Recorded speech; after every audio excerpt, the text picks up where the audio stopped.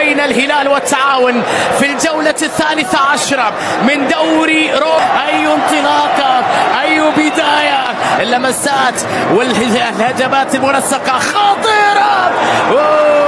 كم كانت قريبة. لسه أتكلم على الوولفز، لسه أتكلم على الذئاب، ولا أروع الكورة من النقطة الأخيرة. مايلسون يبعد الخطر. شوف يا عيني مايكون، شوف يا عيني مالكم، بروعة كبيرة، لكن الذئاب لا زالوا يصمدون أمام هذا الطوفان الهلالي الكبير جدا. الفرصة اللي كانت التقاء رأسية في شباك الحارس، هدف أول في مرمى مايلسون.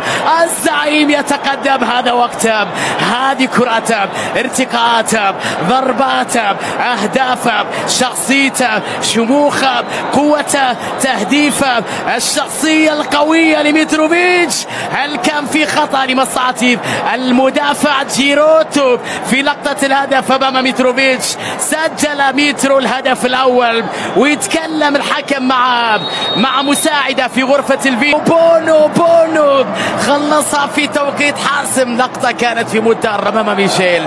شوف اللقطة الرائعة لمصلحة التعاون بالخطأ من أظن كندوب، لكن بونو تدخل في توقيت حاسم. أي حارس هذا، أي قبضة هذا، أي قبضة هذا، أي بونو هذا، أي تدخل، أي شخصية هذه.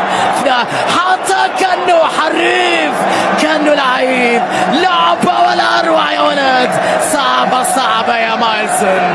الثاني للزعيم لتأكيد الفوز، لتأكيد الانتصار، للحصول على أصعب 3 نقاط في ليلة مثيرة وكبيرة، في ليلة يحصل فيها كانو على هدف ولا أروع، في لقطة ولا أجمل.